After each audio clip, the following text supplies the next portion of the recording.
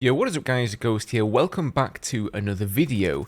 Today I've got a bit of a strange one for you guys, but I hope you're going to enjoy it nevertheless. We are going to be delving down the hidden rabbit hole of the world of hacks and cheaters in Battlefield 2042. Some of you guys may have seen my previous videos ousting some of the known hackers within the community, and this sort of got me thinking about how big of a problem, not just in Battlefield 2042, but the gaming industry in general, cheating seems to have become. So I figured, who better to talk to than a guy who is the head of one of these companies that provides cheats for games like Battlefield 2042. Now, before we get into this video, I want to make it absolutely crystal clear that, of course, I by no means condone or even want to glorify or promote cheating in video games. This is entirely meant as a journalistic piece to sort of look at the world of cheating and gain some more insight through this interview into the subject and the problem around it. So we're going to be taking a look at things like how big of a business is cheating overall, how many people are cheating in Battlefield 2042, why doesn't EA's anti-cheat seem to work against any of them, which is of course also going to lead us into the next Battlefield game that releases, and perhaps most importantly, we're going to take a look at hacking and cheating from a morality and a accountability standpoint. Why do these guys do what they do? Guys, before we get started into this one, if you do enjoy the content here on the channel, hit up the subscribe button down below, hit the like as well if you enjoyed the video. I will of course be continuing to cover Battlefield 2042 for the remainder of its short but frivolous lifespan.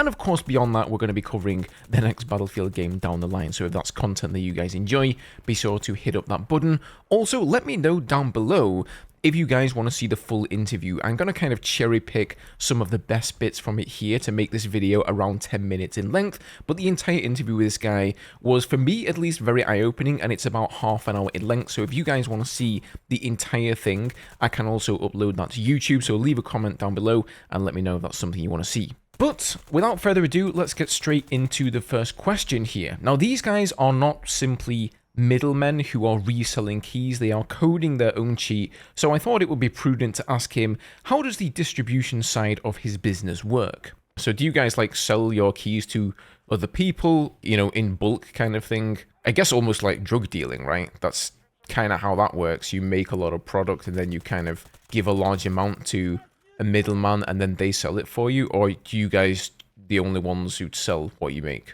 It's a little weird comparison to compare to a drug dealer. I mean, is it though? Yes, of course. I mean, we're operating a fully legal service on the clear web. I'm not being prosecuted by any law enforcement, thank God, because I'm following the laws. It's legal. Okay. Yes, of course, it's completely legal. I mean, the fact that you can just Google it and find it over and over again. So this was, first of all, pretty eye-opening to me to learn that, at least where he's located in Europe, there doesn't really seem a damn thing that EA can do about this. They don't seem to have any jurisdiction over this area. They can't DMCA him and, you know, make him shut down his website that is advertising these cheats. The only thing they can effectively do is try to implement an anti-cheat system that stops people who are trying to create cheats having an easy time. But that's about it. There's not really anything you can do outside of that. And of course, manually banning people who are cheating. Obviously, like Battlefield, I mean, they've always had anti-cheat systems in the past. And like, they've gotten this new anti-cheat system that they've been raving about recently, and they've put it into Battlefield 5 pretty recently as well. And I didn't try BF5 personally to see, like, are there less cheaters in that game now? But from what I've heard, it's improved, but it hasn't fixed the problem. But it's supposed to block most cheats and hacks. At least I think that's the way that the community look at it. They kind of believe that that's what it's doing. Like, what do you think about that? Is EA's anti-cheat, like, an effective deterrent? I mean, I think it's a smart decision. They were using easy anti-cheat before, and it's not of them, so they were clearly limited in what they could do themselves against cheaters and in regards to collecting data.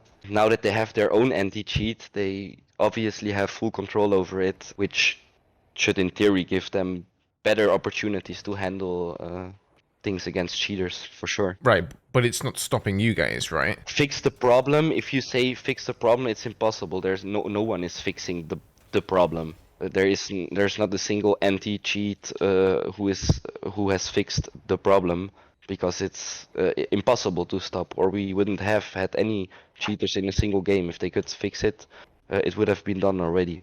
It's an endless cat and mouse game, and it will, for how it looks right now, stay like this for the coming 5-10 years. Who knows what AI will do, or maybe they will force us to, at the end, to have your hardware linked to your own identity.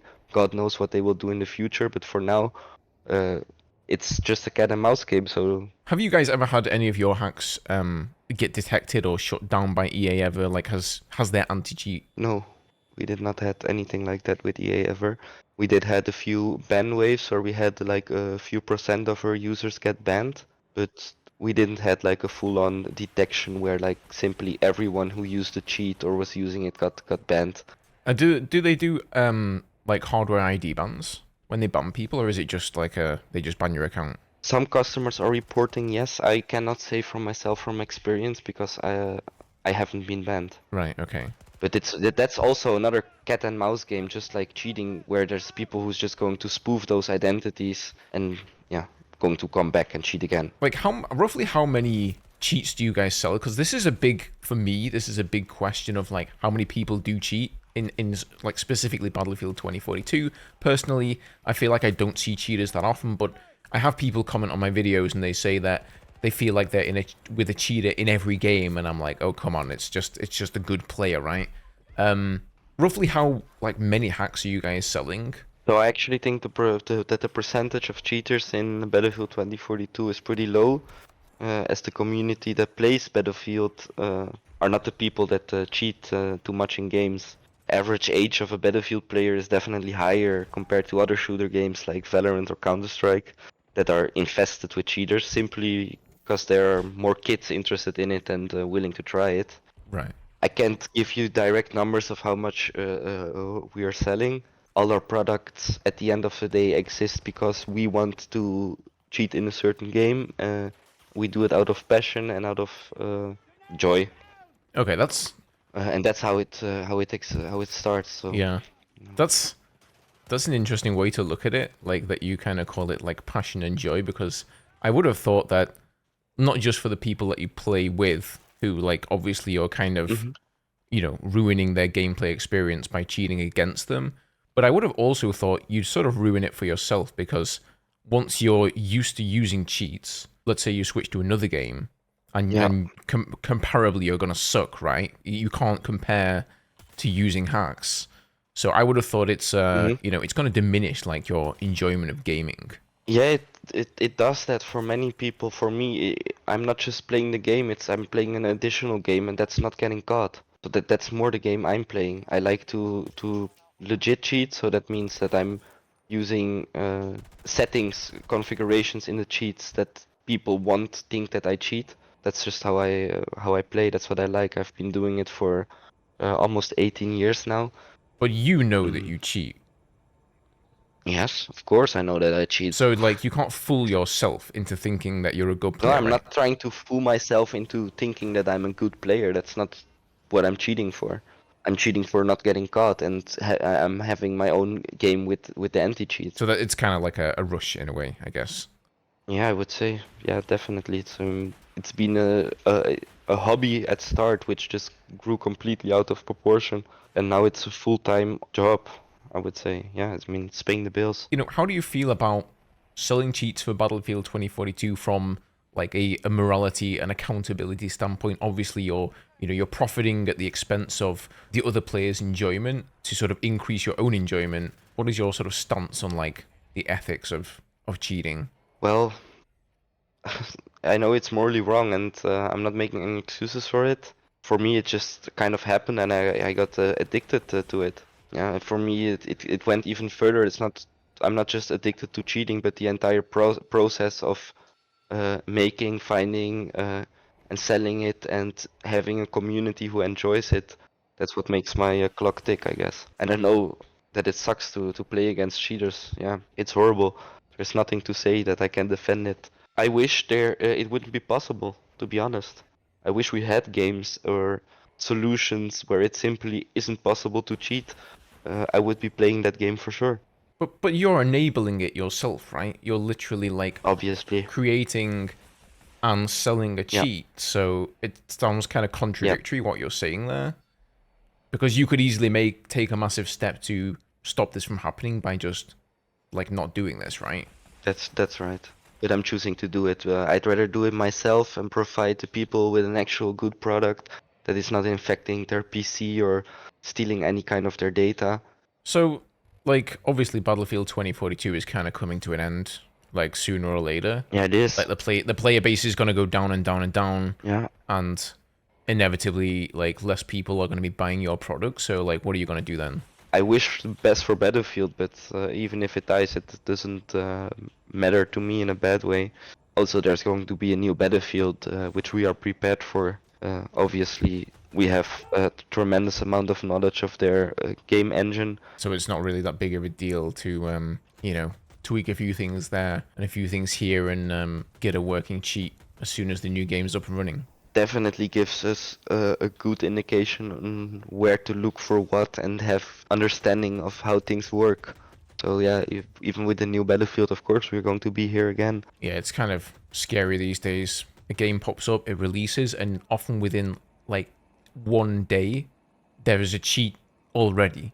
It's almost like the cheats are more prepared than like the day one patch for the game or something. No, it's just people underestimate how incredibly hard it is to combat cheating. It's not something easy to do. There's not a one solution. It's a full-time job, 24/7, non-stop looking, adapting, costs companies a lot of money. Yeah, I mean, Valorant publicly admitted to at least spending like 100 million on their anti-cheat, and that was, as far as I know, just to prepare it for release. God knows how much they've spent on their team until now. Companies simply don't have that money, or let me say it differently, are not willing to spend that money on anti-cheating and rather just keep it in their pockets and return it to the shareholders. Well, man, I would say good luck, but obviously I'd prefer if you stop what you're doing for the good of the player base.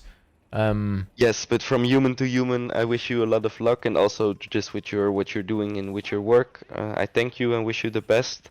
Oh, thank you, man. Well, I'll say this: I hope one day you move on from creating cheats to something with a little bit more higher moral standing. But yes, that's I hope that as well. That's the destiny. yeah. Okay, man. Thank you for your time today. Yeah, thank you too. Bye bye.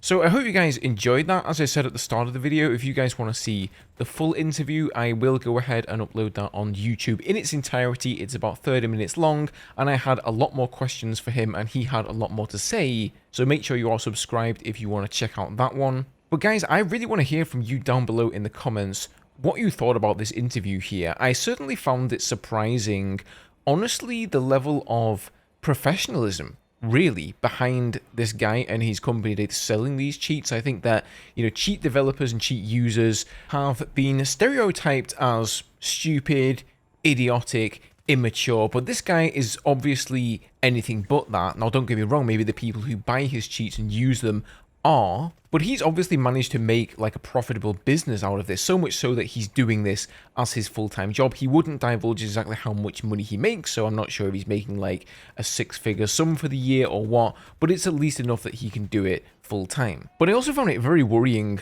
you know, as I mentioned earlier, to learn that this is apparently just completely legal in Europe. I'm not sure how that works in the US. How does that work with the taxes? Surely when, you know, the authorities see where this money is coming from, it's got to be a bit of a shady area. I also found it quite saddening to hear that he is going to continue making cheats for the next Battlefield game. I guess that was to be expected. And at this point, we've all kind of come to grips with the fact that as soon as a game releases, if it's a popular shooter, you can almost expect that there will be cheats there on day one. But, you know, it's a sad situation, but I guess it's like anything. The supply is there because there is, sadly, a demand for it, and people seem to be somewhat obsessed with pretending to be good at something rather than developing their skill and actually getting good at it. So I guess those are a couple of good words to end the video with here.